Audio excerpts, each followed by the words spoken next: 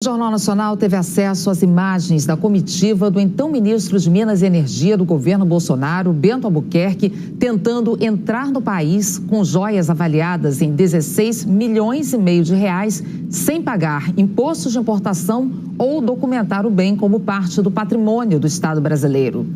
O vídeo, gravado pelo Circuito de Segurança no aeroporto de Guarulhos e obtido pelos repórteres André Sadi e Arthur Guimarães, mostra a atuação dos auditores da Receita Federal para impedir que as joias entrassem ilegalmente no Brasil sem qualquer registro. E o momento em que o ex-ministro Bento Albuquerque diz aos fiscais que as joias eram para a primeira-dama Michele Bolsonaro. Pessoal, foi chocante essa reportagem ontem do Jornal Nacional. Eu vou mostrar aqui os diálogos, tal, como é que o auditor fez a apreensão.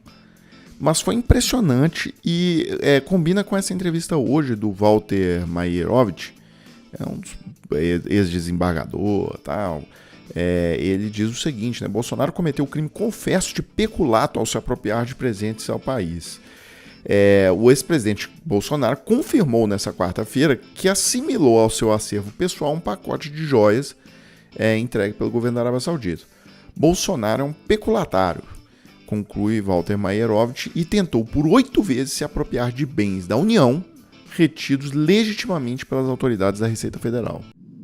2 vídeos são do dia 26 de outubro de 2021, no setor de alfândega do aeroporto em Guarulhos. As imagens, gravadas como praxe em abordagens como essa, mostram os auditores fiscais da Receita revistando a bagagem de Marcos André dos Santos Soeiro, assessor do então ministro de Minas e Energia, Bento Albuquerque. Marcos Soeiro tinha acabado de chegar de uma viagem à Arábia Saudita, integrando uma comitiva do governo na qual estava também Bento Albuquerque. Em uma caixa estava uma escultura dourada de um cavalo. Mesmo muito bem embalado, o objeto estava quebrado. Logo depois, os fiscais revistam outra caixa e encontram as joias de diamante. O assessor tentou entrar no país sem declarar os bens. Depois de ter dito que o presente era para Bento Albuquerque, o assessor Marcos André dos Santos Soeiro explica que o então ministro havia viajado para representar o presidente Jair Bolsonaro. Esse convite não foi nem para o ministro, esse convite foi para o presidente mandou o ministro lá representar. O assessor fala por celular com Bento Albuquerque, que já tinha passado pela alfândega. Aqui percebam que ele já começa com a carteirada, né? Porque ele está dizendo aqui, não, isso aqui, o auditorzinho, você está mexendo aqui com o presidente da República, tá? E aqui também já começa uma movimentação. Eu vou ligar para o ministro, então. Vou trazer o ministro aqui para resolver esse negócio. E aí percebam aqui a importância da estabilidade do servidor público nesse momento.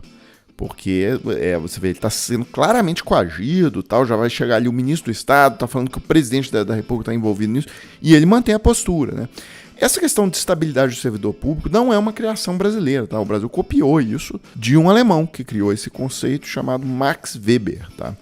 Ele que veio com essa ideia de que, olha, certas funções do Estado, o cara que coleta os tributos, o policial, o juiz, essas funções, essas carreiras que ele chamou de burocracia, né? Ele criou esse nome. Depois esse nome virou até uma coisa pejorativa, mas quando ele criou não era, tá?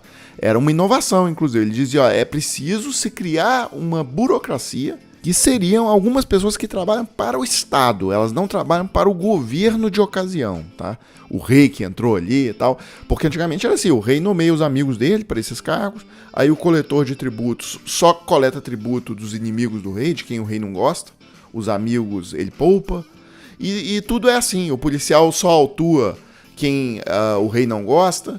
Então ele falou, não, isso não pode ser assim, tem que ter uma classe ali de funcionários públicos que vão trabalhar para o Estado, e tem que ser um negócio profissional, tem que ser impessoal. Aí, por exemplo, já surgiu o conceito do concurso público, porque falou, pô, essas pessoas têm que ser escolhidas por meio também de uma competição, de uma seleção que é aberta para todo mundo tem a mesma chance de conseguir e tal, enfim. Mas vamos voltar aqui para análise aqui do vídeo do Jornal Nacional. Provavelmente ele vai ligar para o diretor da Receita Federal. Enquanto esperavam o ministro, um fiscal da Receita Federal explica a um colega o que estava acontecendo. A comitiva do ministro de Minas e Energia estava chegando, passou pelo canal Viranda Declarar, selecionou um tenente. O tenente estava com esses presentes. Diz que esses presentes inicialmente eram para o ministro. Depois fala que ele estava representando a presidência e seria para o presidente. Pouco depois, o então ministro Bento Albuquerque aparece. Os fiscais afirmam ao então ministro que as joias ficariam retidas porque não foram declaradas.